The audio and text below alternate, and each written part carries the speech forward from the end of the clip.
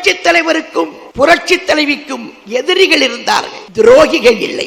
ஆனால் நம்முடைய அண்ணன் எடப்பாடியாருக்கு எதிரிகளும் இருக்கிறார்கள், துரோகிகளும் இருக்கிறார்கள். இந்த துரோகிகள் சாக்ரட்டிஸுக்கே விஷம் கொடுத்தவர்கள், இயேசுவை சிலுவையிலே அறைந்தவர்கள், கும்பிட்ட கைகள், கூர்வாளை ஏந்தி வந்த புரூட்டஸ்கள், அருவியில் குளித்தாலும் அழுக்கு போகாத மனிதர்கள், வரலாற்றின் குப்பை தொட்டிகள், நிழல் தந்த இந்த மரத்தின் மீதே எச்சவிட்டு போகிற தராதரம் தெரியாத தான் தோன்றி பறவைகள். எத்தனையோ பேர் இந்த இயக்கத்தை காட்டி கொடுத்து விட்டு போனார்கள்.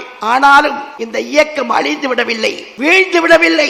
போனவர்கள் எல்லாம் 10ஓடு 11 இத்தோடு இது ஒன்றுதான், அவ்வளவுதான். ஆனால் யாரும் தப்பு கணக்கு போட்டு விடாதீர்கள், எழுதி வைத்துக் கொள்ளுங்கள். வரப்போகிற தேர்தலில் வென்று நம்முடைய அண்ணன் எடப்பாடியார் முதலமைச்சராக வருவது உறுதி. அதை எந்த எரிமலையானாலும், புயலானாலும், பூகம்பமானாலும் தடுக்க முடியாது.